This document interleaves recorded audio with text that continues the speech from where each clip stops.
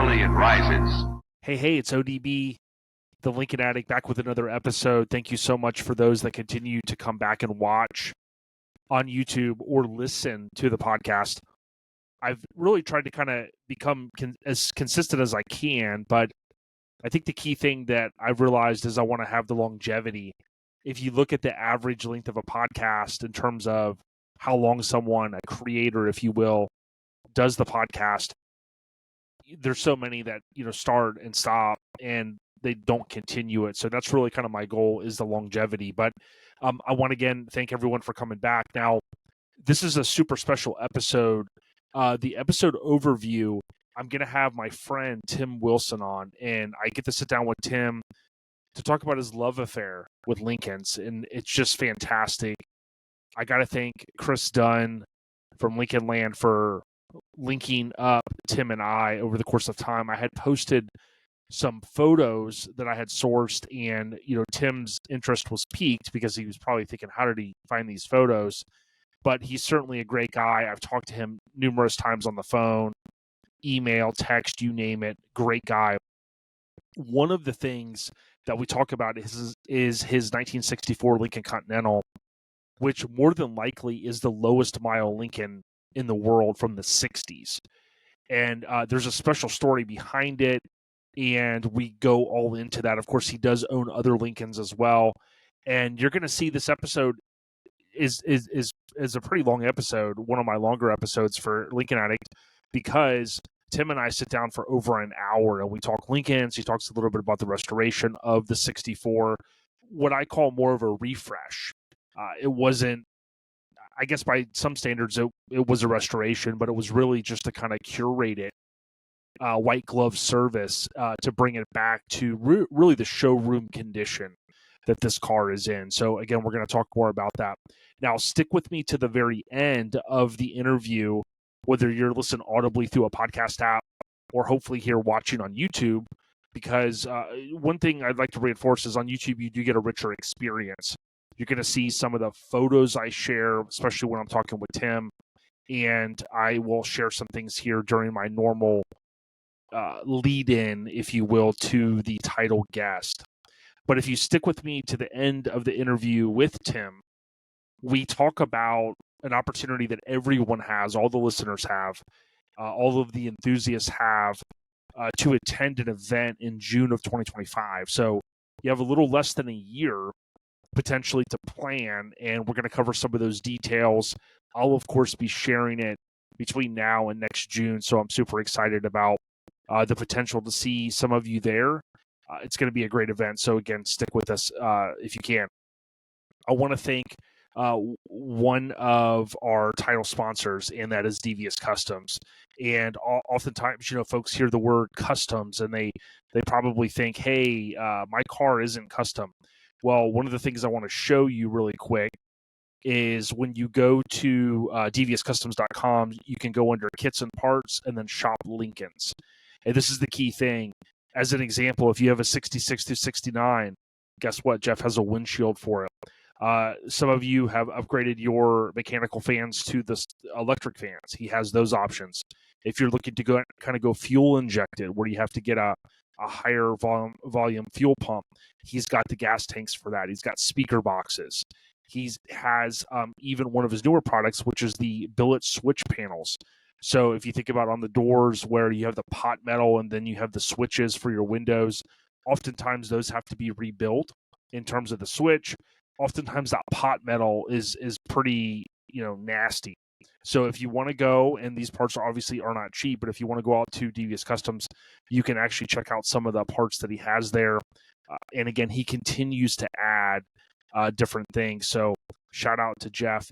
If you are on the custom side of things and you want to add air suspension, arguably the best kit on the market, you could follow Devious Customs at Devious Customs via any of these channels, the normal podcast, or excuse me, the normal social media channels, if you will.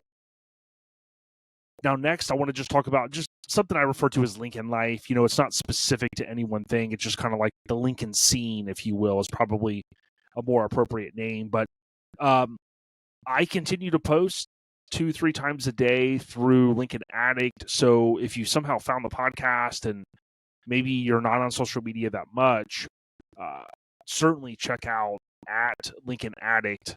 My two primary places to post outside of YouTube is going to be, of course, Instagram and Facebook. Those are connected.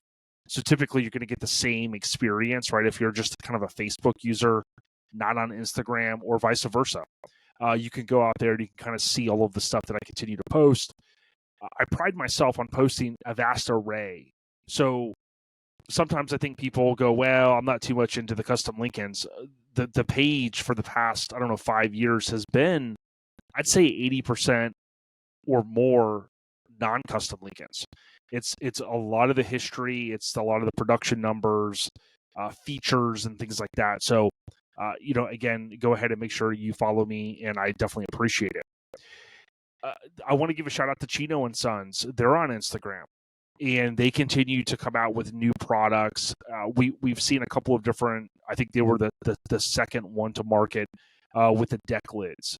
And if you've ever watched any of my videos on YouTube where I talk about some of the biggest challenges with these cars, is you might find a nice car, but the deck lid might be thrashed, whether it's a convertible opening this way or your typical sedan where it opens the traditional way of a trunk. So that trunk lid, which we call a deck lid in the Lincoln world for the most part, those are getting harder and harder to come by, those metal deck lids. And I've talked a little bit about some of the adhesive that was used on them, which then causes challenges with rust holes and things like that, depending on the climate, where the cars are at, and it sit outside, so on and so forth. That can really wreak havoc. Well, Chino and Sons, they were, I think, the second to market with their, dare I say, hopefully I won't lose you here, fiberglass replacements. And I know some of you are probably thinking, hey, fiberglass, it's better than nothing. I would rather, oftentimes we see folks say, hey, you shouldn't customize these cars and stuff. Imagine if you had a Lincoln and it was a really nice car, which we've seen before, but the deck lid was thrashed. No one wants to see a really nice Lincoln turned into a, quote, parts car because, well, hey, it doesn't have a deck lid. We can't drive down the road with that, right? You can't leave the house without a deck lid. That'd be kind of crazy. But that's the importance of having the aftermarket. And for so many years, we all kind of came to the conclusion, most people would say, quote, nobody makes parts for these cars. It wasn't 100% true because there were some things you can get, right? You can get a fuel filter for the most part. Those are getting harder to find now. There were vendors out there that would rebuild the fuel pumps. There's vendors out there that would rebuild certain aspects of it. But what I mean by that is it's great when Devious Customs and Chino and Sons and these different vendors are kind of working on their niche product, right? Their niche, if you will. So shout out to them. Some of it's custom, again, with some of the center consoles that they are doing. A lot of the guys are saying, hey, I want a center console, maybe put some lights in it, put a cigarette lighter adapter, which USB plug, if you will, some cup holders, of course. They're doing things like that. But I've seen that they've kind of mentioned that they've got other products in the works as well, so that's pretty cool. Also, Steel Rubber. Steel Rubber is one of our partners here at the podcast. We've had them on, and I appreciate them. What I want to show you here is if we jump over to steelrubber.com, STEELE rubber, when you go to the site, you can click automotive if that's what you're looking for. And then what it does is you'll see here on YouTube, you could do the vehicle search. So the year, make, and model. And basically you pick convertible or sedan, and I picked 64 Lincoln Continental convertible. And this is a key thing, right? If you went to the site before, you might be like, wow, they've got pretty much everything. There's still a few things that people will come across and it's like, wow, I need this, and you don't have it. So what they continue to do, they being Steel, is roll out new products. So you have, like, for instance, the front door vent window upper bumpers. That says new product, right? And then if we scroll down a little bit more, you've got the door hinge bumper set. The door hinge bumper set is a quality repo, right? Reproduction of the original factory part. These 16 rubber bumpers attach 4 per door to cushion the door closure action. So those are a couple of the new items that they have on their website. I've often said what I did was I went through here and I kind of figured out what I needed, and I made a spreadsheet. You could use Google Sheets like I often do. We can use, of course, Excel, but or just your notes app, and you can make a parts list of all of these PNs, which stands for part number, and then you got your prices. I often have told folks that this stuff is not cheap, but certainly save your receipts, because if and when down the road you or a family member decides to sell your car, God forbid something happens, well then, have a folder, have a booklet, have a binder, and have all of the receipts in there, right? And show folks like, hey, wow, look, I bought all this stuff. If you had a local person install it, for instance, if you weren't like a person to install the stuff, you could go and you could kind of curate all that together so that, again, if and when that car goes to market, certainly then it's going to help. Nobody's going to argue that it won't help the sale. So again, Steel Rubber, they continue to launch new stuff, and kudos to them. Also, want to reinforce my friend Tony Boss Bolin. So Tony, who I nicknamed Boss Bolin, one of my best friends, we've been friends now for a long time. We go on tons of adventures, and he's constantly doing stuff. He's towing vehicles, he's delivering vehicles to other states. But one of the many things that he does as a talented guy is he works on Lincolns. And he has continued to put cars back on the road that some people literally just have said, hey, no, it's way too much for us. Okay. And that's an important thing, because oftentimes people say, wow, I would rather see a Lincoln on the road. Actually, Tim and I talk about this a little bit later. We'd rather see a Lincoln on the road than in a junkyard, right? Or becoming a parts car. So I think most of us have come to the conclusion that it's getting harder and harder. And some of the old time guys and the guys that have been doing this already 40, 50 plus years, they've been saying this for years. It's getting harder to find people that know how to work on older cars. And if you think about carburetors and you think about all of the different things on these cars, it's great that we have the folks that have been doing it a while, but we also kind of have a little bit of the next generation that are saying, hey, we want to be able to do it. As I've said before, I've got nothing against doing resto mods, okay? Love the Coyote swaps, LS swaps. That's a big thing out there. But what I would tell everyone and reinforce is that you don't have to do a motor swap to have a reliable car. Certainly when these folks bought these cars and they were new, they were driving them everywhere. Chris Dunn's got stories of driving a Lincoln from Tampa, Florida to Chicago to deliver it. No issues, Now, granted, folks could say, well, yeah, they're 60 years old now. But yeah, if you replace the parts and you do the maintenance and you have a few little parts that you might need in your glove box, God forbid that you have an issue, that's a key thing. But just to get back to the point, what I want to do is I want to let everyone know, if you need parts or you need service, now not a tech support line. I can tell you this, Tony is very busy, and he certainly doesn't have the time to just answer, willy-nilly questions like, hey, how do I take off my door panel? Hey, I saw this video of a guy doing such and such. How do you do it? That he can't do. Just doesn't have the time. But you can email Tony. It's Tone, Tone, dog, D-O-G, and then the number 34 at Gmail. So Tone Dog, Tone, D-O-G, so Tone Dog, number 34, Tone Dog 34 at gmail.com. Shoot him an email. Now, I wanted to give out his number, and he probably would say, hey, no problem. But I also want to be conscious of that, just random people could be calling or texting him at all hours. But, typically if you reach out to Lincoln Land and maybe it's a car that they don't have the time to work on, they're referring people to Tony, if it's something that's just too big for them to manage, right? Now, Tony's list has continued to grow, and he is, I would say, at least a year out. And that's a solid year's work, engine swaps, engine rebuilds. He's doing the power steering pumps. He's rebuilding the window switches. He's doing a lot of stuff, and it's a great thing. I think someone said this a few years ago. There's enough out there for everyone. I don't want any one person to think, oh, wow, he's doing all that. Man, I'm going to lose out. There's not enough of the folks working on these cars. Nathan Wilson did a video years ago from Driving Dreams Restorations. He's on YouTube. Shout out to my friend Nathan. And, he kind of said, hey, someone had reached out to him to say, hey, you're giving away all these secrets. You're explaining to people how to rebuild their seat transmissions. And, that's where I make my bread and butter. And Nathan, I thought, had a good summary of that in one of his videos where he said, hey, I like cakes, but it doesn't mean I want to bake a cake. If I want a cake, I'm probably going to go to Publix and buy one, right? We live in Florida, so there's a Publix on every corner. But you get where I'm going. So I would reinforce, hey, there's people out here that have been doing this a long time. I forget if I talked about it on the podcast. I guess this is a good time to mention it because I've only done a couple of episodes the past while. But also that dovetails into the subject is John Cashman, the John Cashman, is back in business.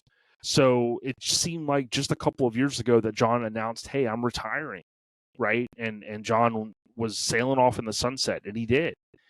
But his health improved a little bit, and or a lot rather, and he said, hey, I'm getting phone calls like no tomorrow, right? Is my assumption. And there's a need. There's that need, and he always had that niche where he said, hey, I can come to you. Now, I can't be there tomorrow. I might be gallivanting across the country in about 3 weeks or a month. But for him to come to you, get all your top, all your windows working and stuff, it's a great service. So, again, I don't think there's enough of the hardworking people out there working on these cars. A lot of people like Nathan have figured out ways to take some of the newer parts and make them work on these older cars. That's important too, because if some of these vendors stop selling or stop making some of these parts, it's getting harder and harder to keep them on the road. So kudos to all of the people, even the people I didn't mention, that are out there slinging on these cars and working them and slinging some wrenches, if you will, and keeping them on the road. The Lincoln Life Updates is brought to you by our friends at Colorado Custom.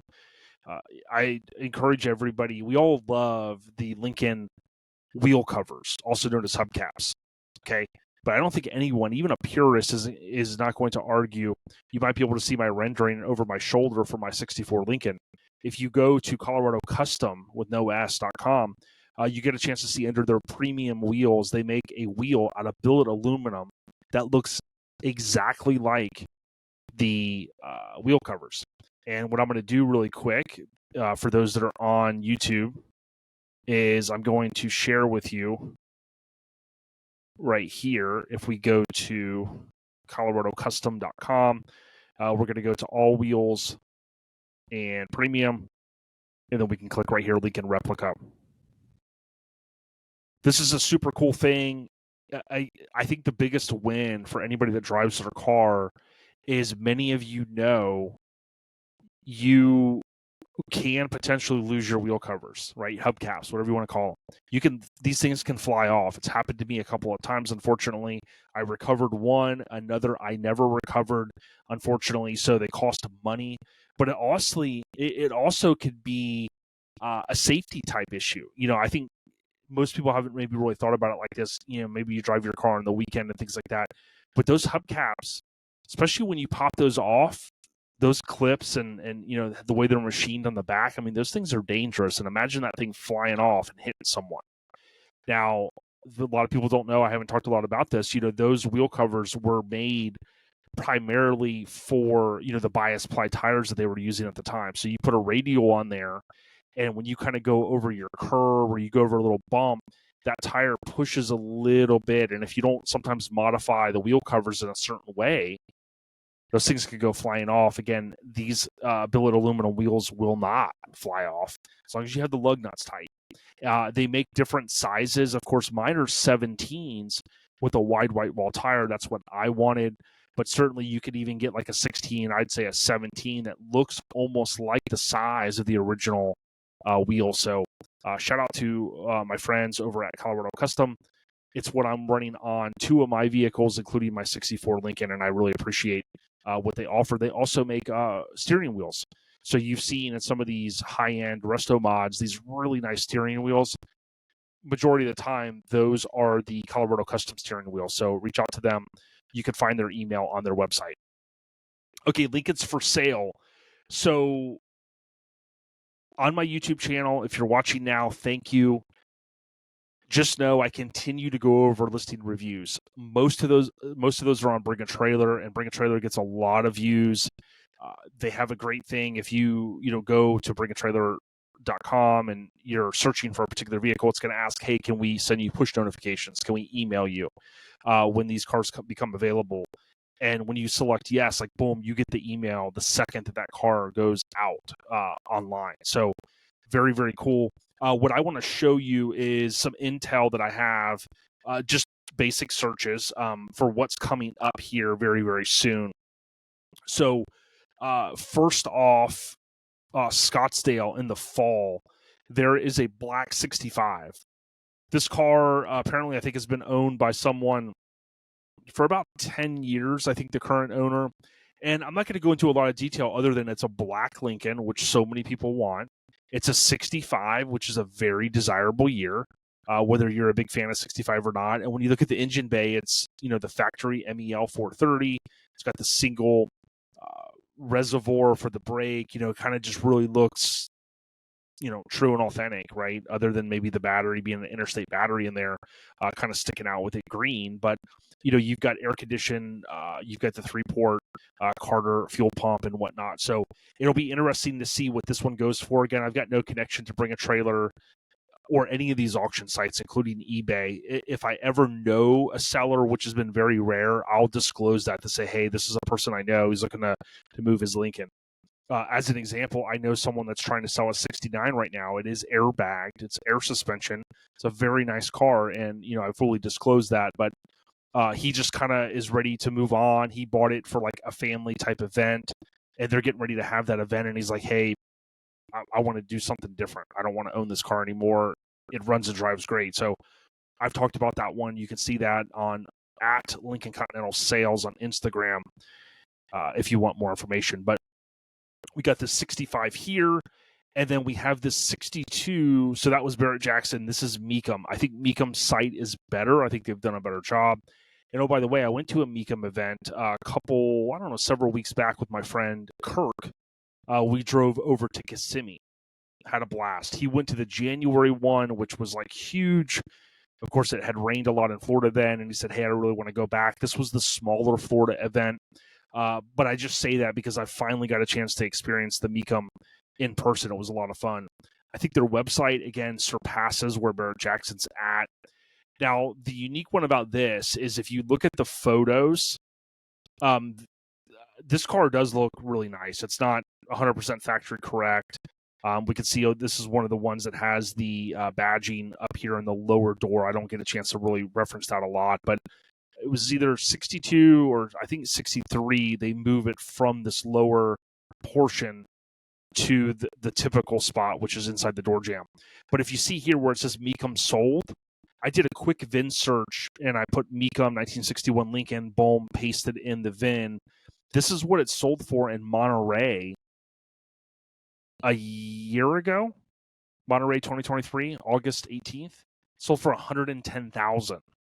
For whatever reason, the person bought it and they just want to move it. I don't know. Sometimes if people are buying these for investments or they're buying them and they say, hey, I don't want it now, I want something else. I don't know. I can't tell you why. But this car does seem to be like a pretty nice car. I think it's going to be desirable to most. It's a 62, kind of that earlier year Lincoln. And it has the red interior, which I think, really is a nice contrast. So you've got that. So those are a couple Lincolns that I know of that I wanted to share. I'll keep everyone updated through social media on how all of that goes. Lincoln's for Sale brought to you by our friends at Griot's Garage. I often tell folks, if you want the best in cleaning products, hit up Griot's, GRIOTS, garage.com. You can also find their products in your local parts store like Advanced Auto Parts here in the Tampa Bay area. I bought one of those. If you think back for so long, California Duster was like that brand where you'd get the duster so you could kind of just get the dust off your car if it doesn't really need to be washed. And Griot's makes one of those. I have found that a lot of the reviews said that the California Duster had fallen off because it had been sold to different companies and it just wasn't the same product it used to be. So I went out and bought one of those dusters through Griots, actually through Advanced Auto Parts, and I love the thing. So they've got so many cool products. They recently introduced a first, I think, in the industry where you take the pods. So if you think about the typical laundry detergent pods that so many people use, they take those pods and they put the concentrate into it so that when you're washing your vehicle, you just throw one pod into your bucket, fill it with water, boom, there's no waste. Pretty cool idea. Shout out to Griot's Garage, Nick and family. I hope to make it up to their venue or their location up in Washington State at some point. Okay, so next we got Lincolns and TVs, movies, music videos, and album covers. That has grown over the course of time. So we got 4 main categories: TV, movies, music videos, and of course there are some album covers out there. So I'm going to share my screen. I'm going to show you this clip, and here's what I want to show you. So thanks for bearing with me here. So if we jump over here, Chips, California Highway Patrol. So season 2, episode 13. There is this episode where there's some folks that are stealing cars, and they sit down for a quick bite to eat.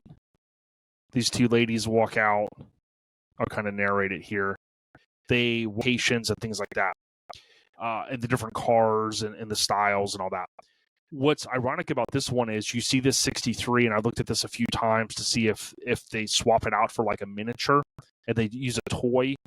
But you can see this person here is driving pretty erratic, and they're going down the dock. And right here we can see that it's already swapped to a 64. So they do a switcheroo. We can tell from the wheel cover right there. And someone had said that, hey, they used a toy for this, a miniature, which I'm totally familiar with TV and movies and how they do this kind of stuff. This, to me, looks like the actual car, right? And then maybe they go, okay, stop it right here.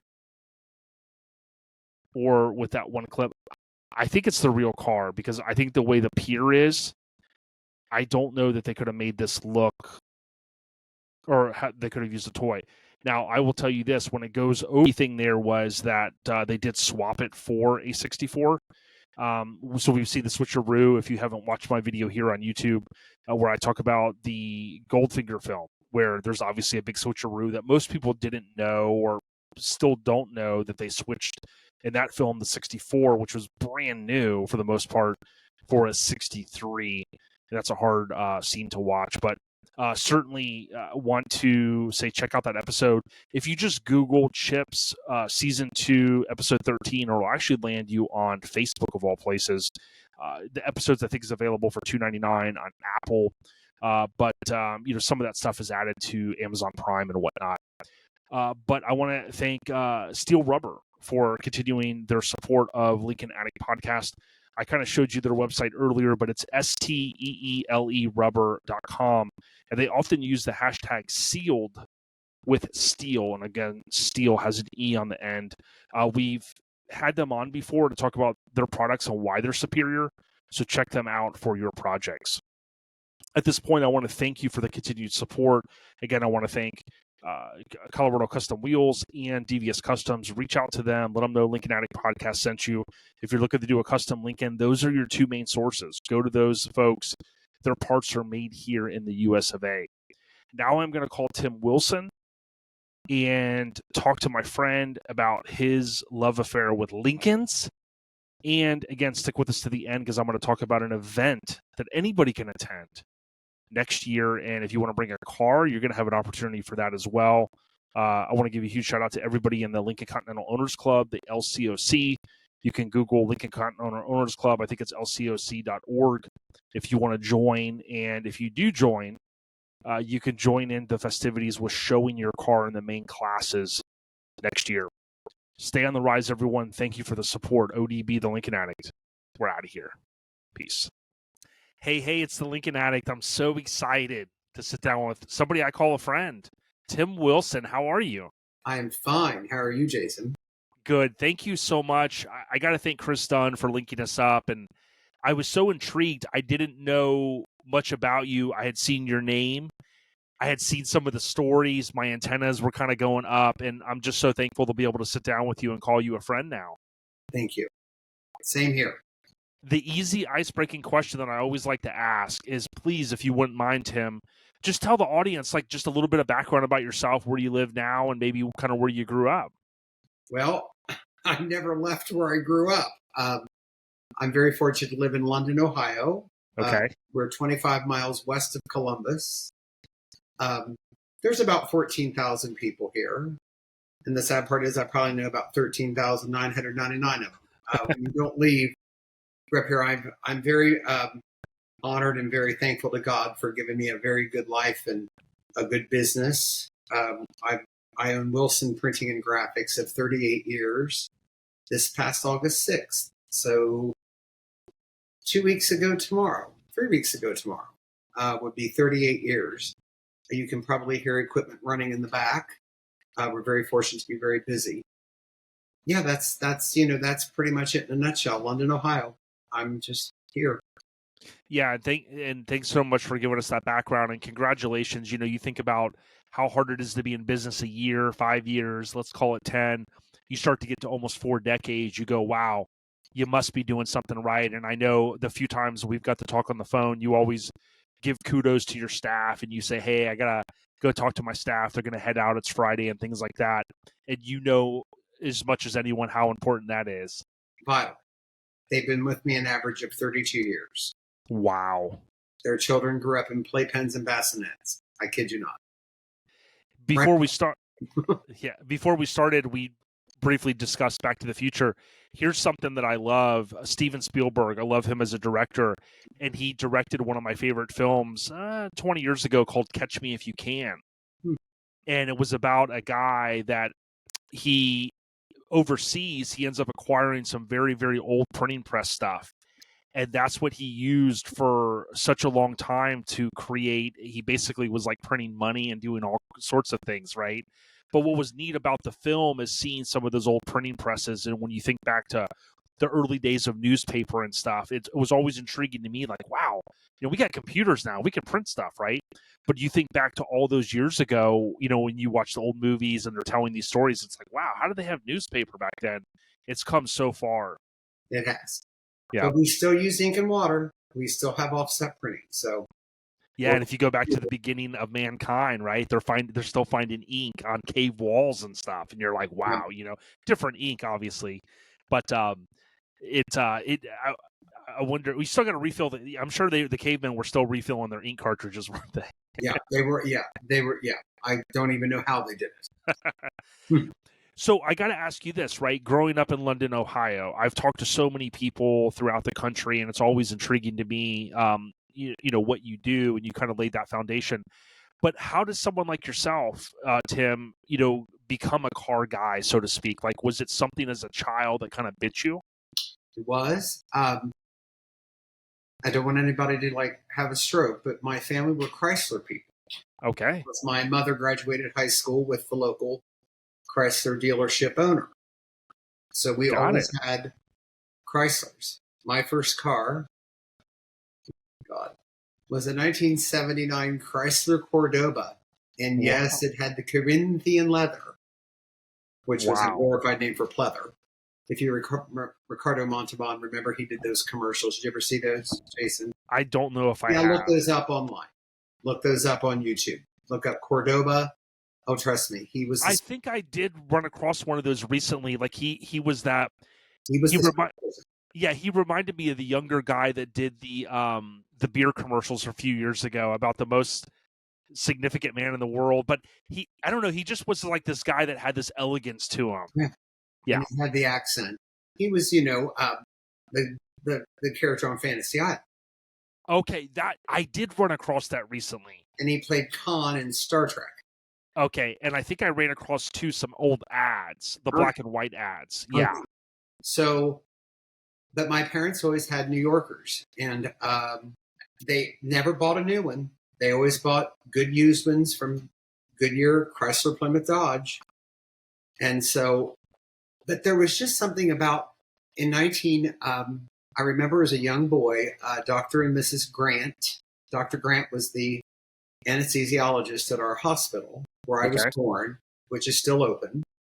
And Barbara Grant roared around the courthouse in that, I'm not a fan of the color, sorry, but it was that green 68, and I saw the doors and I was hooked. And I asked my dad, why can't we get a Lincoln Continental? And he said, farm people don't drive Lincoln Continentals. And he said, it's just a glorified Ford. My dad did not like Fords because they grew up with them. They farmed with them back during the Depression. I mean, they pulled a plow with them. Yep. Model Ts and A's. I mean, they were, poor as church mice. So, but I love the style of the car. And then, after I got older and the business was doing well, I thought, well, I need to kind of look for one. And so that's where it started. But it was all back then. But then I forgot, because farm people don't drive Lincolns. So we didn't drive a Lincoln. So,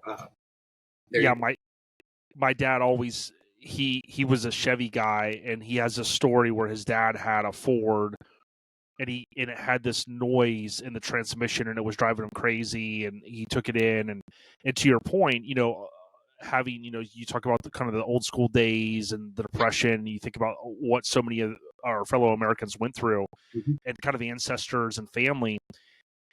There still is a brand loyalty in the world, but I mean, it was even stronger back then. It was like, if you bought something and, that hard-earned blue-collar money, and you had a challenge with it, it might like, hey, we're not going to that store anymore. So I can understand where people got to where we got to. And I just was texting a friend the other day, and we were talking about, like, think about trucks. They were so utilitarian.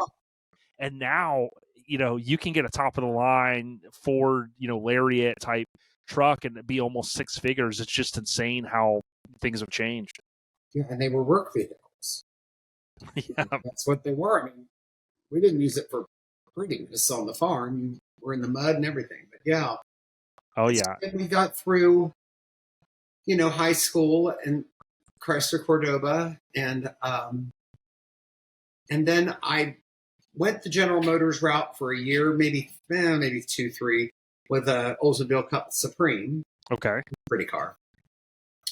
And then 1990 comes, and I've been a Ford man ever since. I bought the first year the Ford Explorer came out. Wow. And a few years later, in another Steven Spielberg movie, they became super popular from Jurassic Park. They used the four-door versions in that. So you really helped lay the foundation, kind of how you became this kind of term that we always use, car guy, right? Car enthusiast. And I think that's pretty neat. When you talk about kind of acquiring your first Lincoln, in that people tend to forget, like in the late 70s going into the 80s, you had, that big gas crisis, right? And then I've even looked at old auto traders from the early 80s, and it's like, wow, Lincolns were, $750, but take the parts car with it, right? Because it was 15, 20 years old.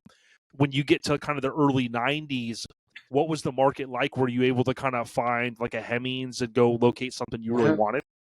It was unbelievable. I remember when the couple bought it. They have since passed away, but they bought a 1996 Lincoln Town Car Diamond Anniversary. Okay. And I knew what that meant. 75. 75. Is it Diamond 75 anniversary? No. Yeah, 75. That's correct. 75th anniversary. Yeah, that's right. Okay. It was the burgundy. It's the burgundy one with the two-tone leather interior. Absolutely gorgeous. They let me drive it the first week they had it. And they kept that. That was 1996. So then the 1998 came out. I'm looking at you, and I know I'm not looking at the camera. I don't want people to think I'm not, but I'm looking at you because I can see you so good. Yeah. And they opted to order a new Cartier 1998, and I didn't say this to him, but I wanted to. I was like, why? It doesn't look as nice as the one you have. And they said, they go, Tim, you've loved this car so much. Would you like to buy it? Oh. And I did. Good for you. That was the very first Lincoln.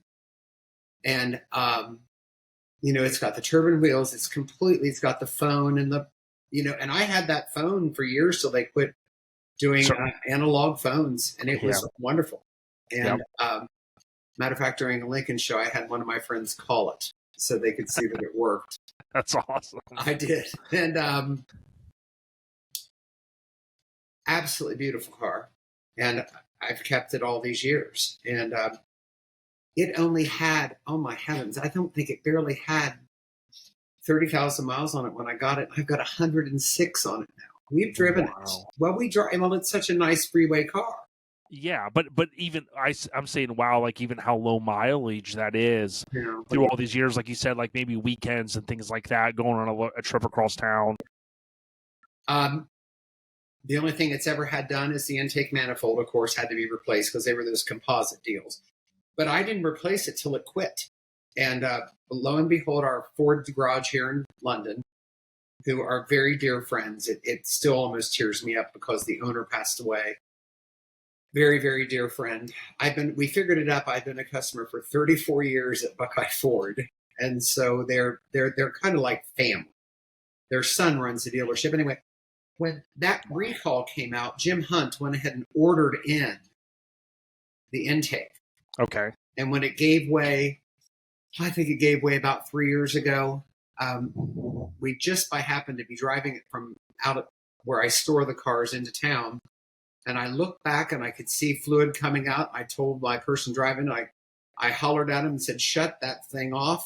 And so we had it, flatbedded out to the dealership. And they still had that intake manifold in the parts department with my name on it. Yeah, that's amazing. And we don't even think about this, the fact that having that good relationship with your local dealership is key, because a lot of dealerships now, if you were to drive in with the late 90s vehicle, even early 2000s, like it starts to get 10, 15 years. It's like, well, our techs don't know how to work on them, or we don't touch them.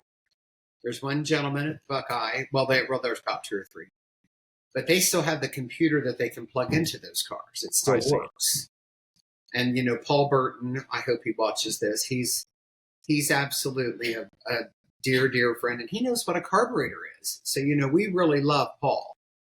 And they're just good people. And, when I take the old ones out or the they always leave it parked right up by the service desk. It's nothing lit's left outside. But the only other thing I've ever done to that car, and you mentioned my dear friend Chris Dunn at Lincoln Land. Yes, I will. Lincoln Land, that's the only name you need to know. He's one of the kindest souls you'd ever want to meet. I bought new airbags and a new air pump for the suspension. That's it. Which they all kind of eventually need. They do. Because I was not about to put the coil springs in. I wanted it original. So yes, and that was the first one, my friend. Very cool. Now, what was when we fast forward and we start to go kind of into the classic genre, was the 61 the first one you ended up landing? Well, yes. 2000. Let me think about that. I was 2005, 4 or 5. No, it was 2004. 2004. And I lucked out. I bought it off of eBay. Wow. The 61 convertible. I knew it didn't have the right color top. It was platinum blue. Okay. But it was a California car. The little old lady's registration was still on the steering wheel with those little springs and that little leather thing. Good running car. Shipped it here. And we went, and I could tell immediately it had the wrong exhaust on it, but that was fine. So, we did a few things to just get it going, and not getting it going, but, she'd kind of driven by the Braille system, where you just run things and, when she was pulling the garage, really lovely car.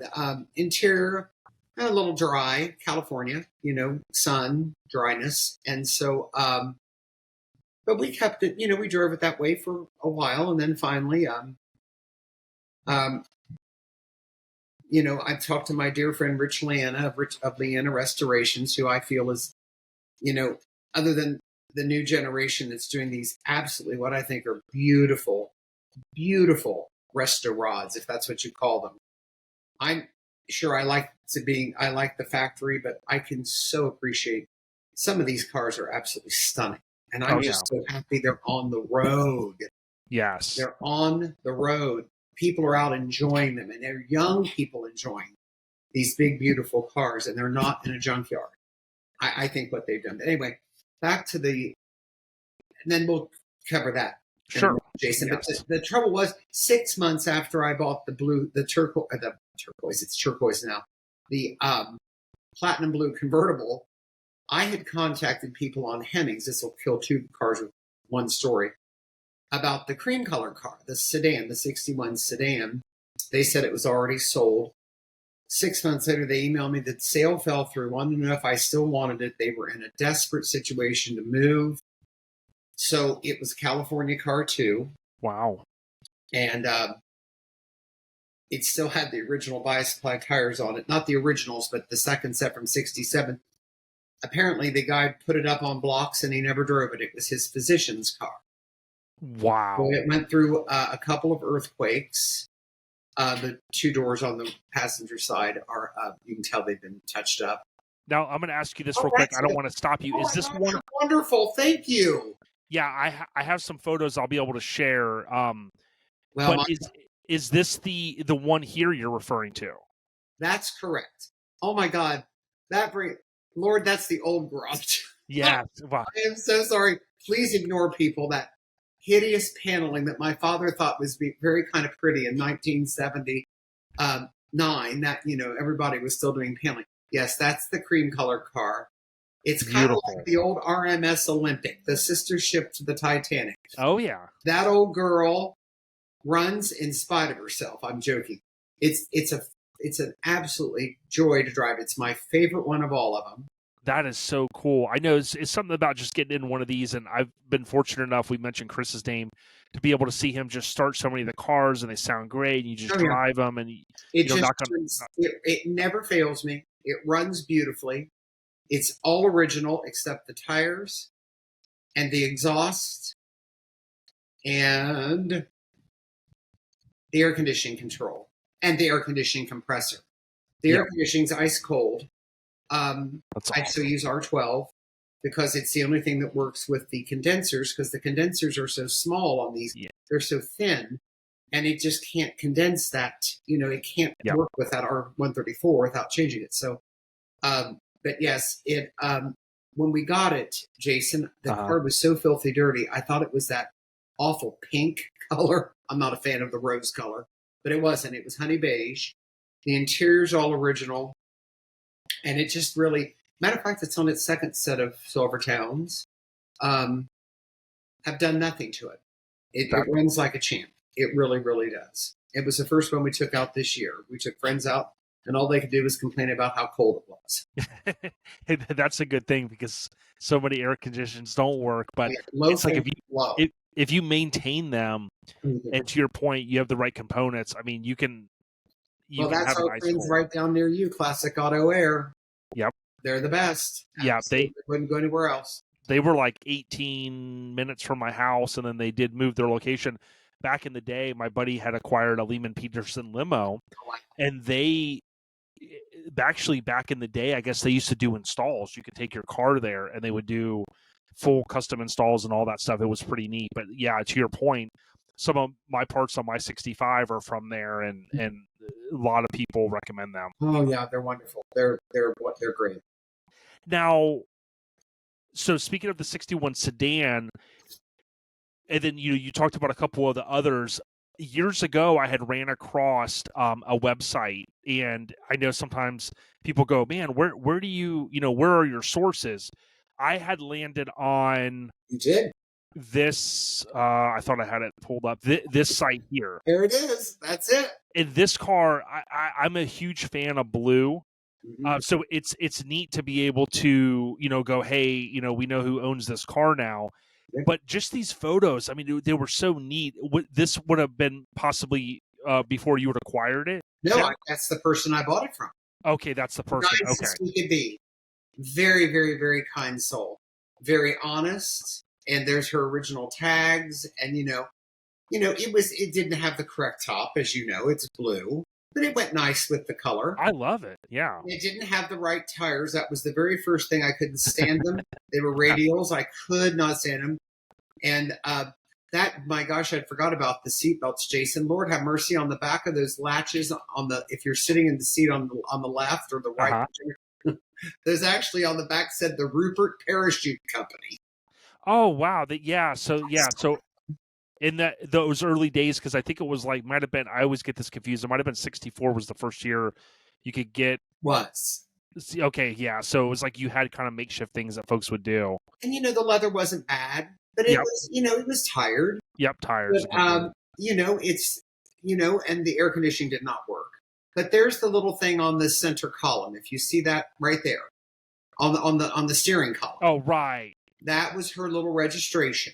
And he never took them out. And it had the original Lincoln mats, long faded, of course, but I still have them. And then I don't know why in heaven's name they put this big pull knob on the glove compartment. That went by quick. Right. And I just got a new piece of wood from Chris Dunn, our dear friend at Lincoln Land. And oh my gosh, Jason, you're bringing back a lot of memories. Wow. Well, I could tell you this. I had Chris, again, shout out to Lincoln Land, when there was a concourse show, literally the closest show that's ever been to my house. There's a golf course about not even 5 minutes up the road, a really beautiful complex they built years and years ago.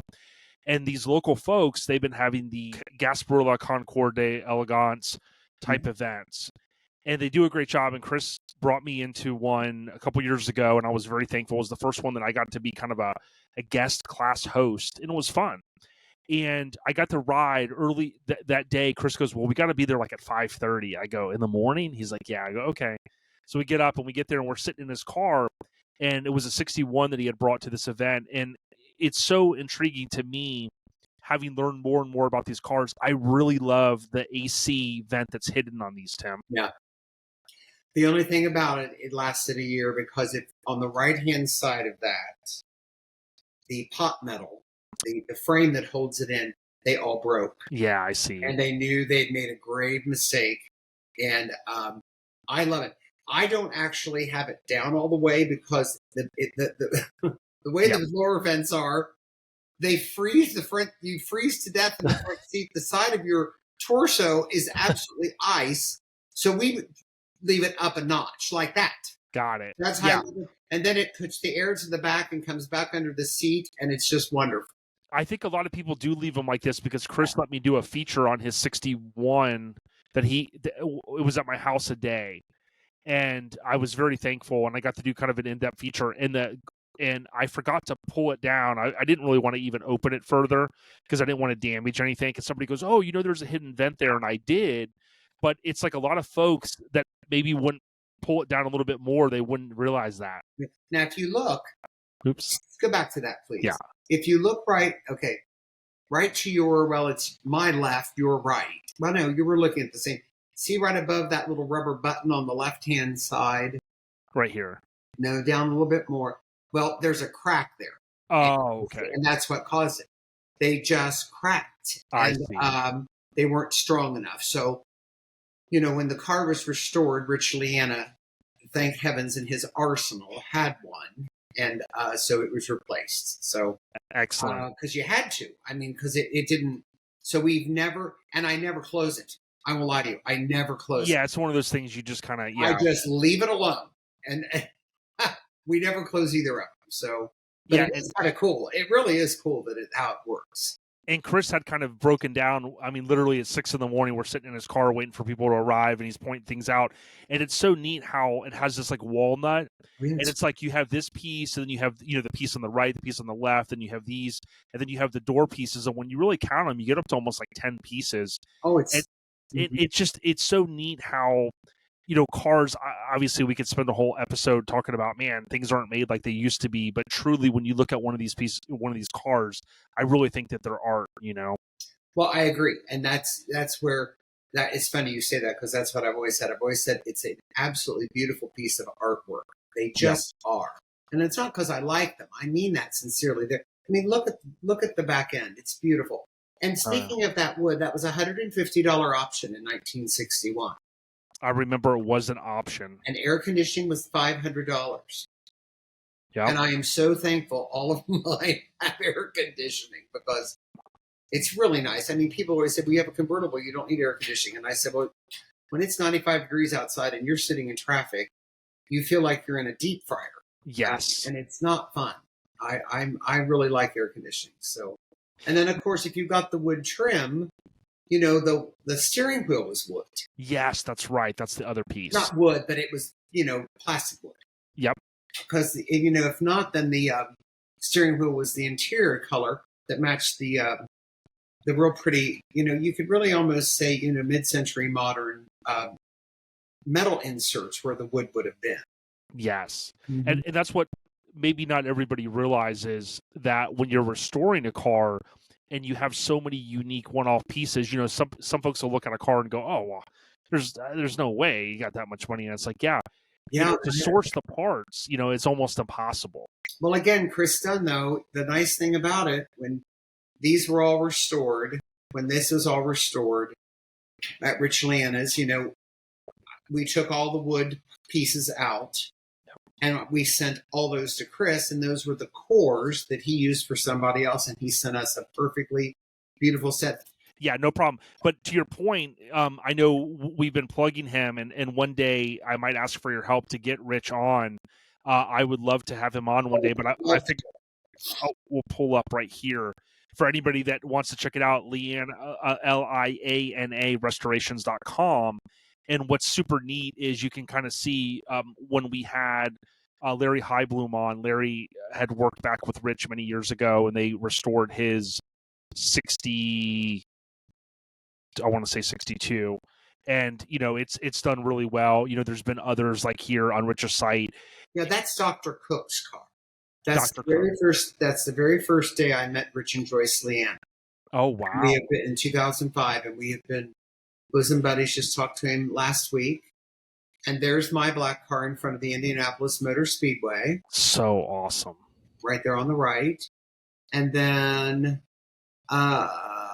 The one I think if you click on that odometer, I think that's the black car too. Yeah, I think it is, and I think he has. 19, I'm sure it does. Current. Yeah, that's Dr. Cook's car. He sold that car, and you know, there's the 64. That was its debut, and there it is. This is a perfect segue into that. If you want to know, yes. If you can see, that was the day that it was loaded. That was Floyd Barker, one of the dearest people, and he just an absolute dear. He had Barker's Towing here in London. We did all their printing, and we winched it on from out of the old garage, and that was it. It went to, and that's where it got to Roanoke, Virginia. Yep. Where Rich and Joyce live. Flatbedded it down. Palm Sunday weekend. Oh yeah. And that's how I found it. Yeah, and what I wanted, if you could, because here's where my mind was going back, because I refreshed on a couple things. There was a unique story about before you knew. I think you were visiting some friends. So this is the second location of the car when it was not. I didn't get any. This is long before cell phones had cameras, and you know, right. I didn't carry it. For God's sake. Right, none of us did. Yeah. So none of us did. Well, some people did. Some people were really into photography, and I was number one. Okay, real quick, back to that. That was when it was. That was before it went. That was from when we got it. As you can see, I didn't touch it. Rich would not let me touch it. Yep. He said, "Don't touch it." Okay, no problem. Don't stutter. Anyway, so the story of real quick. This perfect thing. The blue, the platinum blue car. We had driven to Springfield, which is just 22 miles west of us here. Okay. A good friend's home. We have a lovely home in the country club district and beautiful pool. They were having a cookout. And there was going to be multiple people there, a lot of people I didn't know. And we drove in the convertible, and they always saved a spot for me in the driveway so I didn't have to park on the road. And so we pulled in, and somebody, you know, jumped up and came running up to the car and like, oh my God, I can't believe it. You got a convertible. And, you know, there's one of these in a building that we rent to store our service trucks in. And I was like, really? I said, yeah, it's got those funky doors. Funky doors. So I said, no problem. I said, great. I didn't think any more about it. Well, of course I thought about it, but I didn't let anybody else know because I didn't want to, bore them with conversation about cars. So, but afterwards, the host of the party goes, you want to go look at that car, don't you? I said, yeah. I said, let's go. So 5 of us piled in the convertible, and downtown Springfield we go, pull up to this old dealership. Gosh, I don't know if I could ever find a picture of it or not online, but I doubt it. It's long gone. We went in the back, and they were storing their service trucks in what would have been the service department at the time. We walked up front, started down a hallway, and I went, oh, it's a 64. And a friend turned around and goes, Bill, one of my dear friends, Bill, turned around and goes, how do you know that? I said, well, you can tell by the grill. And we got in there, and it was totally just being used for storage. There were boxes all sitting on top of the car and on the trunk. And so I opened the door, and I was like, oh, my God, this restoration is beautiful. Why in the hell are they using it for box storage? And, the keys are up on the dashboard, and I just kind of look, and I'm looking, and I finally look at the odometer, and I go, and I said, Bill, come here a second. And he came over and he goes, I go, what's that say? I just want someone to confirm this. And he goes, Tim, that says 1,019 miles. And the trip odometer said 019. You can see it in the pictures. Exactly. And for the younger generation, what that's telling us, right? Because way before where we're at now with the digital odometers, you're going to get to 9,999 and it's going to roll over. You'll often hear original miles. But if the trip odometer also matches, it's like reassurance that, wow, this thing has never even been pushed in. Yeah, I've never touched it. It's never, ever. Right. So I wasn't Lord God, I'd already had the convertible and the turquoise and the tan car and the cream colored car. I didn't need another one. Yeah. The guy that owned the cleaning business where they stored the trucks saw him, I don't know, a month or two later, and he said, hey, that car's gone. They cleaned all those cars out. There was a Mark II in there in rough shape. DeLorean, Mark V, not that. Those are all pictures of Rich. My God, I was trying to. We were all so young then. Huh. Yeah, it might be. And so perfect. I'm glad because I noticed when you posted this, Jason. Thank you again. That the post was nice. People were like, "There's no way it can be original." Well, it is. I beg of you all to believe me. Exactly. I mean, sure, we had to pull the motor. My God, it was leaking like a lawn sprinkler. Right, like what people don't. Yeah. Well, look at that. So the big thing was, we found out that they moved the car over into another building. Well, I then called the dealership who had the dealer, who owned it. Yeah. And he threw out some ridiculous price. And I was like, that's not going to work. And then a couple of months later, a month goes by, and it was winter. And there you go. And I said, I told Rich Leanna about it. And he goes, why didn't you tell me this for the last 4 months? Because you would want me to buy the car. He goes, sell everything you have and buy the car. Well, I wasn't going to do that. Right. So I wrote a nice letter to the owner of this dealership. And he showed him pictures, told him what I was in it, and what I was involved with. And lo and behold, he came back with a price that I could afford. He had originally bought this car in Middletown, Ohio. And Middletown is halfway between Dayton and Cincinnati, thus Middletown. Middletown is still home to AK Steel. Back in the day, it was called Armco Steel. Steel Town.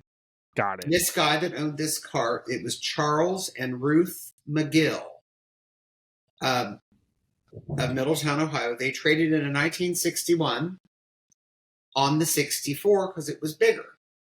More room with the 3.5-inch extension. And they took very early car. They took delivery in October. It's all in the glove compartment. If anybody wants pictures, I can scan it and send it to Jason. Yeah, and I was really quick too. Before we started, I had looked at the VIN on the door plate, and it was something like it's a very, like to your point, it's a very low number car, or it's a very early production. Very early car. So they bought the car, traded in the 61, because I've got the warranty card for the 61. They put it in with the 64s because the 61s is white and the 64s is blue. Got it. Okay. And all of her information's typed in, the book, and it's really quite endearing. Oh yeah. Her little card with her name on it is typed, ready to go. The service card, which of course it's never been used. Yeah. And her husband Charles died 3 weeks after they took delivery of the black Lincoln. Well, she never remarried. Was never the same. And it was parked in their home. They had one of those homes that had the garage under the house in the basement, and it Or like you drive around the back. No, you just drove right in under the house. Got it. Okay. Yeah, you would drive around back and into the basement, or theirs was actually on the side. You went in their driveway and turned right and went right into the garage. I see. Okay. I drove by the house. We went over. We did not drive the black car. We drove we drove modern. I think we drove the town car that day, to tell you the truth. And beautiful home. So it lived by the furnace from 1963 till 2000. Got it. And then it was purchased by Bill Marine, who owns Bill Marine Honda in Springfield. I hope they trailered it to the dealership. I mean, they had to because the motor wasn't blown up. But they put it in the middle of a Honda showroom to try to draw attention. That lasted, I think, about a week, maybe two. And the people from Honda came down and said, "We don't know what this thing is sitting here, but you need to get it out of here." So that's when it's a foreign object. Now we're back to where it was in the storage. So it was put in there. He bought it at the tag sale. There was actually a tag on the antenna from Mr. or Mrs. McGill's house. Literally, it did not move. Till he bought it, it was literally a tag sale. I know, it's insane. It's insane. I know. Utterly insane. I mean, like literally, like, you go to a tag sale and it's tied on a piece of furniture or a piece of glass, or this had it tied to the antenna. For the love of God. So I bought it, and Rich Lee, and I told him, and he said, "Whatever you do, do not start the car." Now you can see the pictures, Jason, you have. Yep. Those are the original Goodyear cushion plies from 1964. I kid you, everyone, I kid you not. Those are original tires. Yeah, and I'm going to go. We literally, I cannot begin to tell you what a nightmare that was, pushing that car. Yep. To get it out to where Floyd could get it onto the tow truck. And these are some of the restored ones. Yeah, it was absolutely awful. Exactly. And that's what people like. I watch a lot of Dennis Collins' Coffee Walk on YouTube, and he's a great guy that goes and gets these cars and stuff. A lot of times the brake drums and things like that are locked up. But yeah, it becomes a monumental task to move any car, let alone, as you know, a Lincoln. Well, it wasn't locked up. The worst thing is the flat spots were so bad. Right, every time we get to the flat spots, we'd have to start the rocking procedure again to get the damn thing to move. Yeah, there you go, the 60-plus years. And then this is the trick, as you know, you and I. Okay, so let's fast forward. We got the car, stayed at home, and I decided to take it. I couldn't miss church because I'm in the choir at the Methodist Church here in town where I'm still very active. And so on Palm Sunday, right after church, Floyd started to Roanoke, Virginia, and I followed him in, that was 2000, I don't know what Explorer I had by then, I can't remember. And off we went to Roanoke. And this is when Floyd picked it up. There it was. It was just ready to pull out of the driveway. You can see the cream-colored car back there in the garage. Those are the original tires. Which you still have. I still have and I just barely changed them 3 years ago. Wow. But we don't drive it. We drive it down to exercise it down the road, and what I call around the block. We do a circle around once through London, But then it just got to the point where I was getting scared that something was going to happen. So Rich had a whole other set of rims, and we were able to replace the tires with Coopers, which then we discovered was an option in 1964. You could get Cooper tires for more money. And so it really worked out great. So, but the originals are still, they're numbered exactly which wheel they came off, or the which actually they, or which, you know, where the position on the car. We just got new rims. Rich had a set of 64 rims, and so we powder coated them. But if you go back to those pictures, the one in the driveway, Rich said, "Don't start the car because the gasoline would probably be very, very just awful." And right, he ever right. That was Rich's head. And then this was no. Go back to that. Yeah, that's what it looked like. Yeah, the sending units will get really nasty. It was the color. It was amber. It was so nasty, and it smelled. I got some on a piece of clothing, and I swear to God, to this day, I can still smell it. If you go back to the one of in their driveway. Yeah, I was trying to find right there. So that's what we call the Billy Bob gas can. Yes. It's sitting on a towel. It doesn't look like it, but I promise you it is. Rich hooked that to the carburetor. We poured some gas in the carburetor, and I wasn't starting it. No way. So Rich got in and started it. It was so funny. We got there that night, on that Sunday night. Floyd and Anita went on. And Rich, I heard, because if you look in their house, right there above that garage door is the guest wing. You stay with them. Got it. They're no longer at this location. They moved to Tennessee. Okay. But they built their house for guests, but their guests became friends. And they're soul friends to me. They're like family. And so the craziest thing is Rich, so he said, well, he was out that morning. I heard the hose come on because the water line got right above below my bedroom. And I looked out my window, and he was out there washing this car. He was bound to Germany to see what. And that's after Rich washed it. Yeah, and that's like it's like the Indiana Jones. One of my favorite Spielberg films. The archaeologist in him. He says, "Hey, let's take a look at what we got here." That's exactly. And so we poured some gas, and he hit the starter.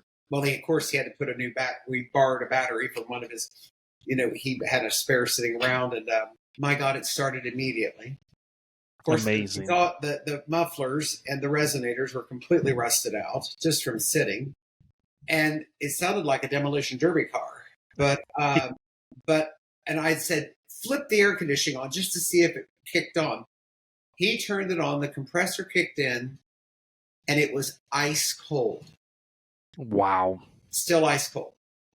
Insanity. I'm not going to lie to you. We weren't stupid. Think about that. It had set for, well, it's as old as me, so it was 50 years by then. Yeah. Or even, I was a little younger then. Yeah. So anyway, but and we just pulled it in the garage, pulled it in his shop, and it was there. That was Palm Sunday weekend of 2005. No, 2006. I apologize, my friend. It was 2005 when I got it. Okay. It was in Palm Sunday weekend, and it was there. I went down about every 3 weeks to help. And you can see he brought it back to life right. Oh, yeah, he did. The interior, we did nothing but wash it. I swear, the paint has had nothing done to it except polish. Oh, yeah. Now, he, of course, while it's all out, let's do it right. The car deserves it. The engine bay was painted. But here's the thing. You can see those pistons in that. There's a photo. Yep.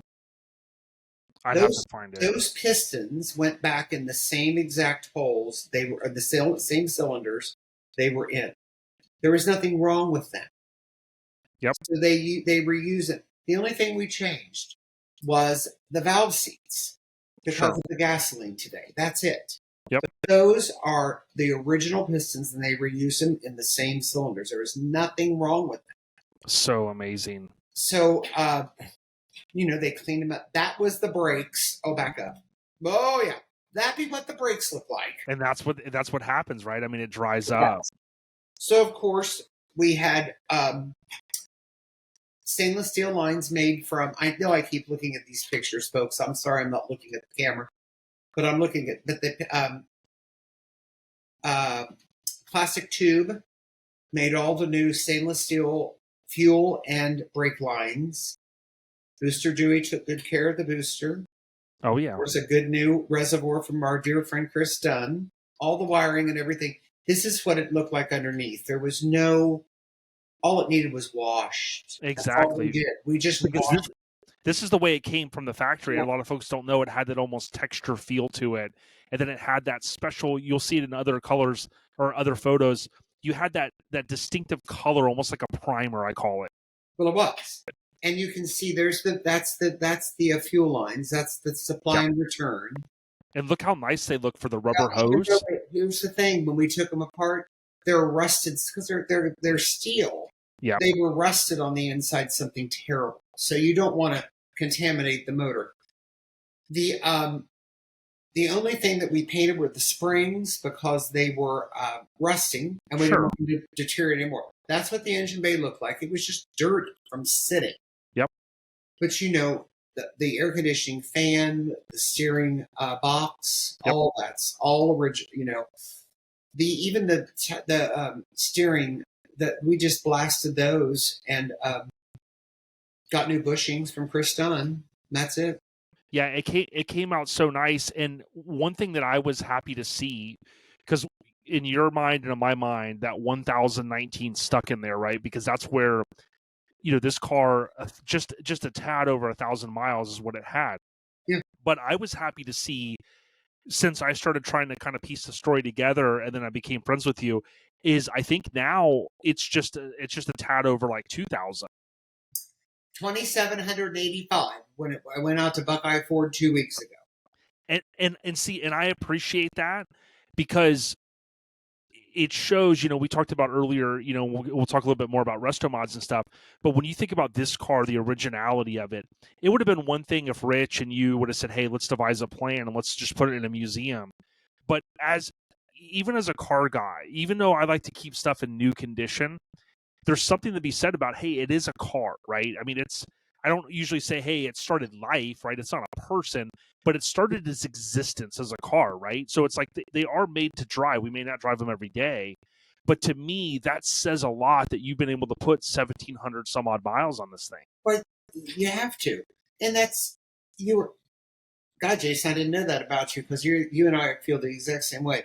People say they love cars, and I do really like cars. Right. But you can't love it. I mean, I guess you can, but it can't love you back. Right. So I really like them. I really am very cautious how I say that.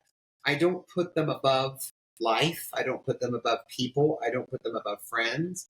Do friends enjoy, and they'll drop a hint and say, well, what are you going to drive tonight? Right, and sure. I say, well, you look at the weather forecast, and if there's even a slight cloud, we're not driving. And I know one of the things that drives me crazy is people will say, happy birthday to something. And I know, you've been in the card business and printing business a long time, but I like to say, like, if we look at that door tag and we go, hey, this is the day that this car was built, I like to say happy anniversary. It's the anniversary date of it. It's really not a living being, but I overthink things. Well, no, you and I are on the same page. I even have a hard time saying happy anniversary. It's a car. It came down an assembly line in Michigan. There you go, people. It's still a car. Yeah, Wixom, Michigan. And, I had an accident in the Cordoba. Back to that real quick. And you almost gave us a heart attack. No, my dad went, which I know he would just go ballistic. Mother, on the other hand, was like, well, he's not wrapped around a tree. And it's just some bent metal, Robert. And they make him every day of the week in Detroit, Michigan. And she was right. No, I've never had any. We've never had any. The black car has had nothing but touch-ups, just from. And I can show people. I mean, it's just where it's enamel paint. Yep. I mean, it kind of. You got to remember that's back then they didn't use Bondo; they used lead. So after so long of a time, the lead starts coming out. It just does. It's like the rest of us, Jason. We're all getting old, and it ages right along with us. Amen to that, brother. Now, the transmission, all they did was reseal it back to the car. If you go back to those pictures, there's a picture of Rich taking out the heater core. Oh, my God. It was puking. antifreeze There- everywhere. There's a couple easier ways for me to do this because these are Well, shout just out to the Lincoln Forum look for that bushy head of Rich Lana's hair. right here. Right there. There's the heater core, people. Now, so the ones that, I beg of you to believe me, the ones that you say, there's no way it can be original. Well, I guess if you consider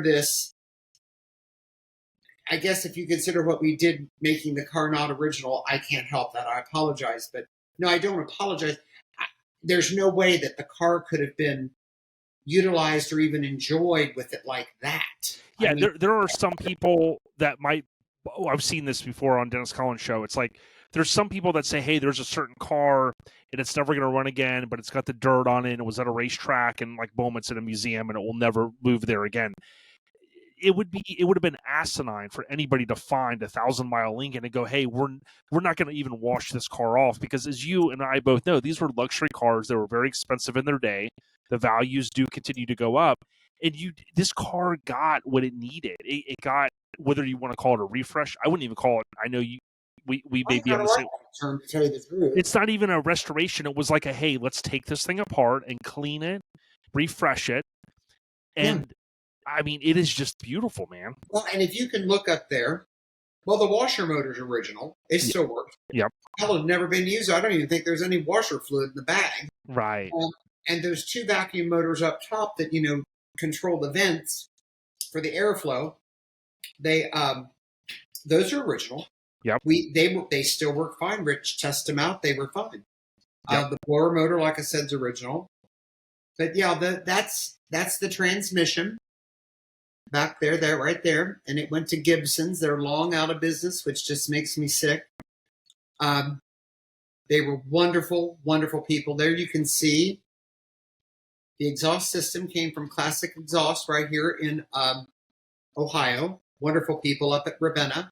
And people don't, they may not know this. I read this years ago because I was born in the late 70s, but you will probably know this, Tim.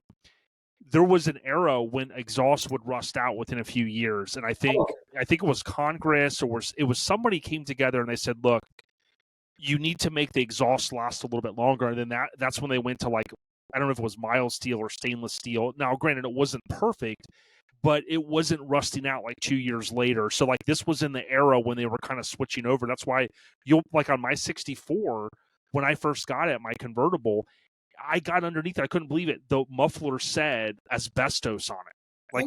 Like it was insane. Oh yeah, inside, absolutely. But Rich's philosophy is when it comes to three things: brake lines, fuel lines, and exhaust. You're in there. Do it once and be done. You'll never have to mess with it again. Yeah. I have stainless steel exhaust on all of mine and new lines on the black car and the what's now the turquoise car. So, you're in there once. Do it. And to your point, there's a few companies that sell, because Blair Farmer in Clearwater right now is waiting on a set for a 68, and it comes with, a lot of folks don't know, you basically have, most people think it's 4 mufflers, but it's the 2 resonators and the 2 mufflers. And you've got to have the crossover pipe that goes up behind the back seat. Right? It connects the resonator. The mufflers are actually in the back. Yes. The resonators are behind the back seat, kind of like this. And there's a cross pipe because it keeps from going. Yeah. You can't, because, and that cross pipe eliminates that. And my friend, the 64, other than that, I used the McGuire's 3-step process, because that's all I used back then. Then I discovered the wonderful world of 3M. Really, now I'm really kind of into Griot's Garage. Me too. I know, and they are a sponsor on our page, so I think. Well, I got to tell you, I love their product. I mean, I'm a fan. I've kind of stopped 3M. I know. No offense to 3M. I mean, it's great wax, a little hard to work with. But back then, I used the McGuire's polish or cleaner, then the polish, then the wax, and I've got to tell you, I think I lost 12 pounds during that. You think about going over a car 3 times. And I used an orbital buffer. I'm terrified to use the stationary because I didn't want to burn the paint. And then I literally just got some Tide detergent, mixed up a nice warmth for the interior. Swear to God, that's all I did was wiped it down. And then when I got home, my steam cleaning company steam cleaned the carpeting because they only use hot water extraction. I wouldn't let them use any chemical. And all it was just dust. And that's exactly, I've never touched it. I've never touched it. I mean that, people. Now, those are the new Cooper tires. Yeah, and I want to give a shout out to Tony's Car Care because he did a cool video. You know, a lot of folks do these kind of videos at shows, and it's neat because we can kind of live vicariously through them. And this is where the first time I got a chance to see Tim, and I can't really play the video here because of copyright and it will take over the volume. But this was neat because you reminded me, I think this was in Springfield. It was in Springfield. And by the way, I was wrong. It's not 27. It's 2,800 and I think 2,835.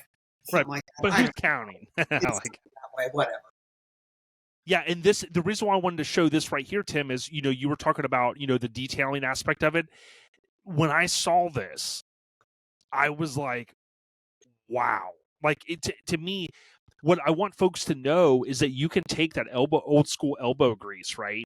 And that losing 10, 12 pounds, like Tim talked about, and you could put it into an older paint job and make it look stunning. Now, granted, this car obviously is a unicorn in terms of it being low mileage, but I've seen people with the elbow grease. Man, this looks fantastic. Yeah, seriously. And then all we've used in the meantime is, you know, just, well, until I discovered, you know, Griot's, I use Malco Show and Shine. I've always liked it. But, and you'll laugh. You know what I use on the interior because I like the smell? Pledge is very good for leather. Wow. And I just use Pledge, Lemon Pledge. And because it doesn't need anything.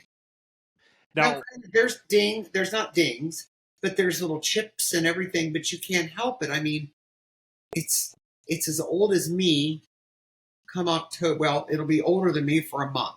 I'll turn 60 in November, and it will be 60 in October. Yeah, so. I think it was I think the number I saw on it was like 1,029 or 1,019. That it was, I think it was 1929 built was the sequential number. So to your point, it was very, like we talked about earlier, it was a very early build for the 64 model year. I am fortunate enough to have, 3 years ago, next month, I purchased from a guy named Robert from the Lincoln Forum, a 65 Fiesta Red convertible that we absolutely love. We call it Rita Hayworth. My wife said, well, number one, she was the redheaded bombshell. Number two, she did have a movie that she was in, she starred in called The Money Pit. And I said, okay, well, you know, we'll pretend it's going to be a money pit. But it has red interior. And oh, wow. I can't say that I was ever a fan of red as much as I am now with this car. But every time I see 64s, 65s, the red, I just love it. Well, it's red. Oh, let me tell you, it's red. And now you know the options, Jason. Now, real quick, stay right there. If you point at the ignition, yes, I've never taken their tag off. Oh, wow. That's the tag that came with it. I've never taken it off. I think their house key's still on there. Wow. I've never taken that off. That is neat. I guess I'm just kind of sentimental about that. Maybe they're looking down on us. I don't know. But the only options on this car was the Autronic Eye. The Autotronic Eye, air conditioning, and the trunk release. That's right, in the glove box. Vacuum operated, works perfect. Yep. I just wish to God they would have put in the AM or the AM/FM radio.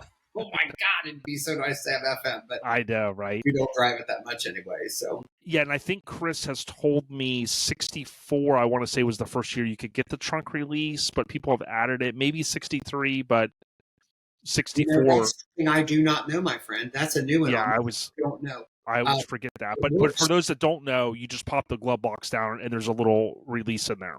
Yep, that's it. And, you know, all cars had that in the 70s. They were electric. Then you just push the button in the glove compartment. Yeah, I like watching these YouTube videos where they say, you know, the things that kids won't have to deal with these days. And you kind of forget because, like, okay, we all know the roll down windows. I mean, obviously Lincoln was ahead of the game. But even like, you know, the cigarette lighter things, you know, now they're USB ports. I mean, there's all kinds of those little nuances that you'll never really see in new cars anymore. You're right. And the of course this had the the electric wing vent openers. Yes. Because it was. Now there's a 64 convertible across the way. Yes, I seen that whenever I watched this, and I was very like, nice, very nice car. We're very fortunate to have such a nice club, and but I can't take any credit for that. That's Rich Leanna. That's the original. Those are the original battery cables. amazing. They've not been replaced. And see, you do the same thing I do at shows. Keep me honest. You do disconnect the battery here, right? Oh, I do. Absolutely. Because there will be some of those little vampire draws, and at the end of the day, you and I are probably alike. You get at the end of the day, you want to go back and get a shower, get a good meal. You want your car just to fire right up. You do, and sometimes, yeah. But that's it's a nice vehicle. I really want everybody to know, but I won't lie to you. I think my favorite one's still the old cream colored one because I can get in and drive it, and I don't have to worry. And this one, don't get me wrong, I really do enjoy having this. Sure. And but that's it. I mean, that's pretty much the 64 story, and it's been to many Concordia Elegance, but we don't need to go about that. But well, there is one more thing I want to bring up, and I think is the icing on the cake with the car. But I will say this: I become good friends with my friend John at Stinkin' Lincoln up in Pittsburgh area. Okay, my wife is from just north of Pittsburgh, and he's a dear friend, and he has an unbelievable 64 sedan. And over the years, like, we got to talking, and we're just like, wow, I don't know that there's one that has lower miles. Like, I think he had like 29,000. It was under 30K. So it was so intriguing to me because I don't think people realize like what a unicorn it is to have a car. You think about someone that has a lot of money that maybe buys a bunch of stuff and they go, okay, let's put it in a time capsule. That just typically doesn't happen. I mean, you're starting to see it now, like with iPhones, the ones that are unopened, they sell for 300,000, the first one, and all this stuff. So I do think like it's truly an unbelievable story, and I'm just glad that I know we couldn't cover every aspect of it, but the piece where you reinforce that, like, you win and you wrote the letter and you said, and you went after that dream, and Rich said, "Hey, if you get it, let's do this." I'm sure his antennas were up. It's just a cool thing because it's not every day, or maybe never again, that this type of thing will ever happen. So I kudos to you, Tim. Well, that's very kind. I don't know. I guess that we look at it like this. There was a reason, and this is, I guess, I'm just its caretaker right now while I'm here. Well said. Somebody else will take very good care of it when I'm gone, but I haven't. I'll be honest with you. It's not left to anybody. Sure. I've got provisioning that car would probably, without question, sell. And the proceeds would benefit the building fund at First United Methodist here in London. But if you ever want to look that up, you can look it up later. Our building's 129 years old, so wow. We're very, very proud of it. So it's one of those foundation. And by the way, just real quick, we had a dear friends live right beside the church in a beautiful Queen Anne Victorian home. And the day that we knew it was going to turn 2,000 miles, we had a party. So it turned 2,000 miles. We kind of staged it so it would, right in front of the church. So It was kind of very appropriate. I can't remember. Sherry probably has pictures. I have to get those to you. But so that's that little quick. And that's pretty much it on the 64. Well, I think there's one more quick thing. Oh, Lord. Here we go. My antennas really went up when I found out a couple years ago, right? I kind of had got goosebumps and I saw this Lincoln commercial and I was like, wow. Yeah. They've done a couple really neat things over the years. They had the twins. I think years ago they were opening like a 61, the two doors, and they've had a couple little subtle things. But when the 100 was coming around, it was like, wow. And when I finally put two and two together, somebody was like, hey, I think this is the car. For those that don't know, can you just tell us briefly, how did you get contacted? Because for those that don't know, Tim's car was in the 100th anniversary, one of the few Lincoln commercials they did. Paul Temple, who is just another, you got to understand, when you're in the Lincoln Club, these people are friends, but they really kind of become family because you see them, and it's always just a wonderful time. And it's a whole different kind of club now than it was when we first started, and it's just really nice. So, but Paul Temple had referred Jim Muller at Lincoln to me, and Jim and I knew each other because when he called, we figured out that we knew each other, and they asked if they could borrow it. Well, I didn't care. They sent us enclosed semi down and took it, and it was gone for, I don't know, 10 days. Well, trust me, I didn't miss it. It was in the dead of winter, I think.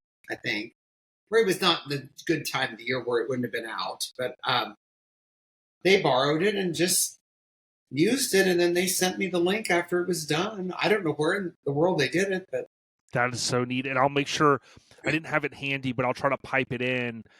And it's, even if, commercials are edited very, very, down to like seconds and seconds, right? Every second.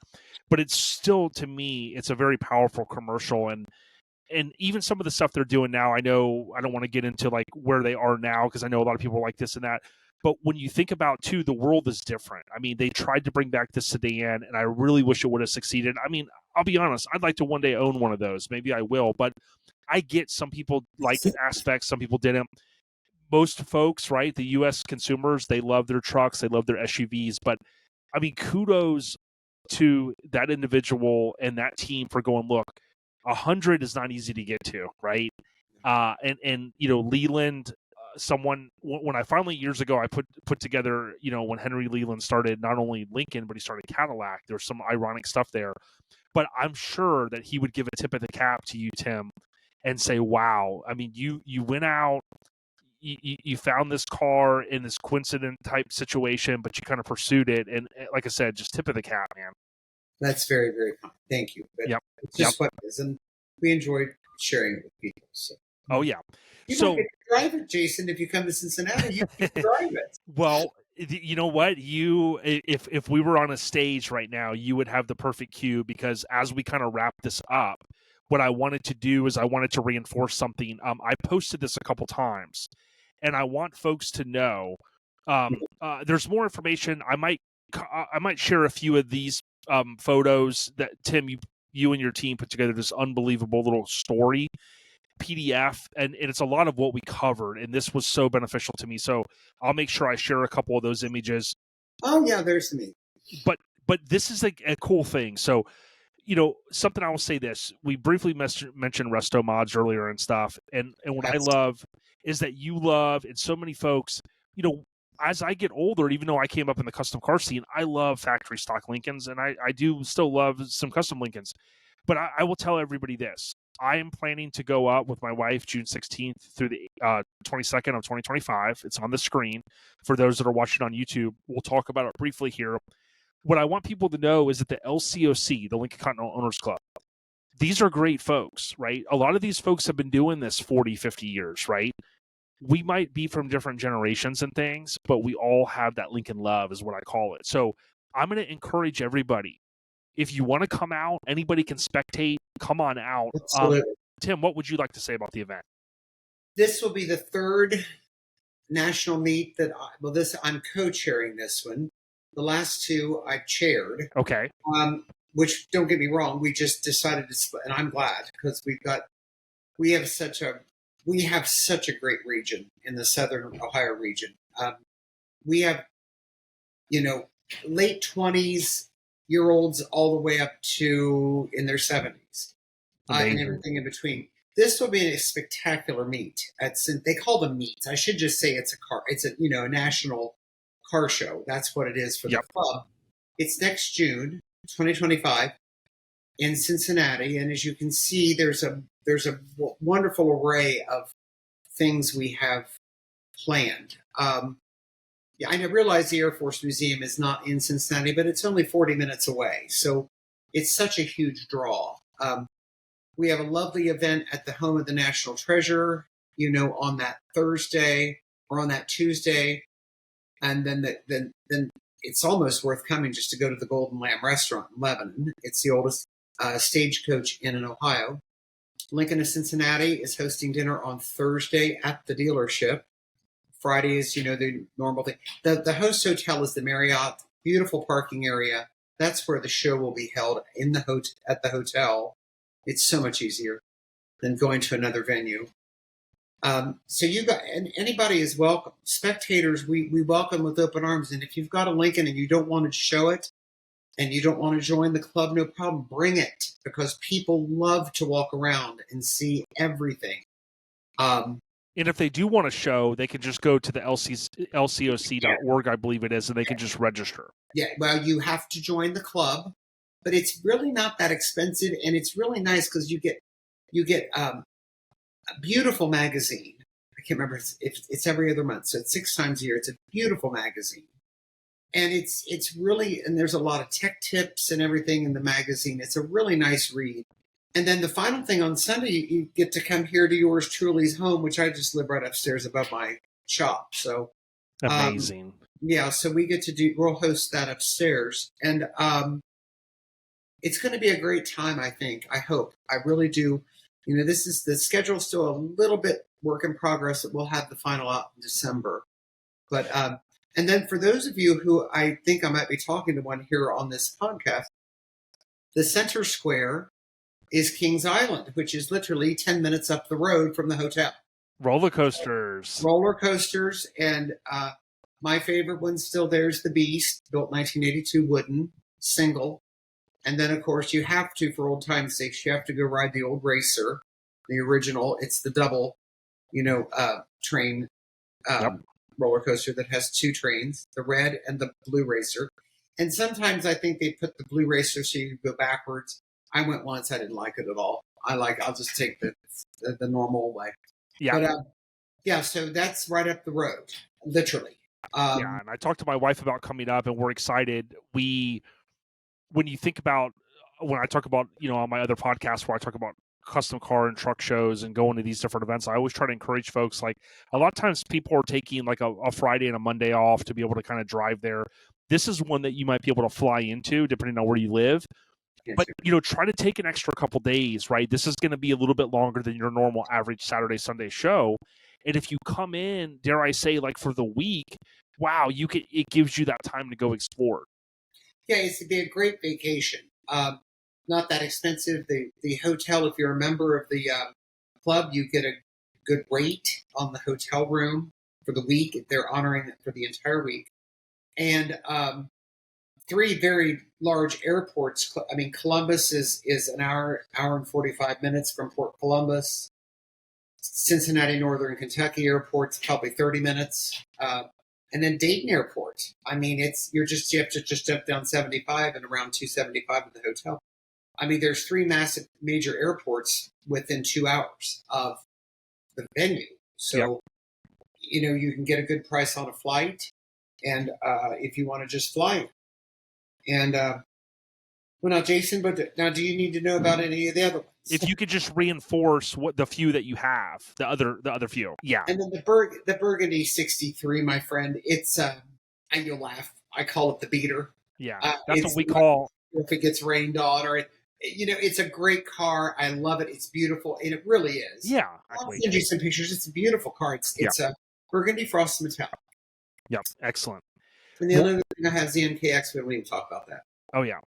Well, Tim, I gotta thank you, and I would encourage people. I haven't talked a lot about this, but I did acquire about a year ago LCOC, Lincoln Continental Continental Comments, all the way back to the first issue in the 50s, and I would encourage folks. And I've said this before, you can join the LCOC. And let's help bridge the gap, right? Because I'll tell you this right now, they do not have a challenge with the younger folks. Like Tim said, you've got younger folks in your generation or in your region. And what I want people to know is that, there's a love for Lincolns, right? You can customize your car, right? I mean, nobody's going to tell you what you can and can't do. But at the end of the day, I want to also tip my cap to your region. 40th anniversary. Kudos. But back to this real quick, and I can't stress this enough. I mean this to all of you wonderful people that have these Arresto mods or whatever you call them. I don't know. Please don't. No, that's what they call the old man here. I have to tell you, I think they are absolutely, some of them are absolutely stunning. And you've got the tops working, and the ones that are sedans, they look just stunning. And for the people doing the work on them, they look it looks to be high quality work. Oh yeah. And as you well know, they're not an easy car to work on. They Oh, really, yeah. are, Jason. They're very, very, very ahead of their time. Over-engineered, sometimes they're referred to as. I mean, for the love of God, the 1961s have 2 heaters. Really? Yeah. Who doesn't need a couple extra universal joints? I mean, why just have one? My Lord. But but I really couldn't. I really would love to see some of those beautiful resto mods at our 2025 show, even if you don't want to join the club. Sure. And you'd have to look at the judging rules, but I'm just almost 100% sure there is a modified class. It's the I don't remember the number, but I'm almost positive. Because there's been some modified vehicles. We have modified vehicles that, in the club. And yeah. And a lot of times, what I've learned too from the Concours de l'Elegance type events is something that Chris helped me reinforce or help me learn is like, some of these events, like we went to the one here, dare I say the C word, there were a few Cadillacs there, right? And here's the thing, they weren't even like, okay, one of them had air suspension, but what they do is they leave them for that entire day. They leave them, as you know, lots of the tops are up and all these different things. And it's so that people get a chance to see. And I've read a lot of car show etiquette. When you think about, like, you go to a show, so many people put their hood open the whole day. Well, what happens when the photographer comes by? He or she may want a photo with the hood closed. So it's neat to be able to go to these different kind of events. And I would encourage people, to Tim's point, even if you got a custom Lincoln, trailer it in, drive it in. Let's all have a good time. I'm just so thrilled to death to see them on the road. Yep. I mean, at least they're not sitting in a field rusting away or in a junkyard. And I've got to tell you guys, the ones that's done these, I tell you, there some of them are awfully pretty. But then, of course, I'm a purist at heart. I still like the originals, and you can't help it. But I think you guys do too. I think the ones that have the resto mods have to like the originals because that's what it was. Exactly. So, now, I maybe in a future session, because I don't want the audience to think that Tim just has a couple of Lincolns. You do have some more that we could talk about. And I certainly can't thank you enough, but I think what's going to be neat is if we all can kind of converge in that Midwest area in June of 2025. You have plenty of time, just under a year, to plan this out. And I can tell you, my wife and I, a couple years back, we went to Cedar Point. That's a different area. But I'm telling you, the Midwest in the summer, you got an ice cold drink. I don't drink alcohol anymore, but I drink some liquid death, which is water. Whether you're drinking a lemonade, a brewski, whatever, we can all come together at Talk Lincolns and have a grand old time, right, Tim? Well, Jason, thank you.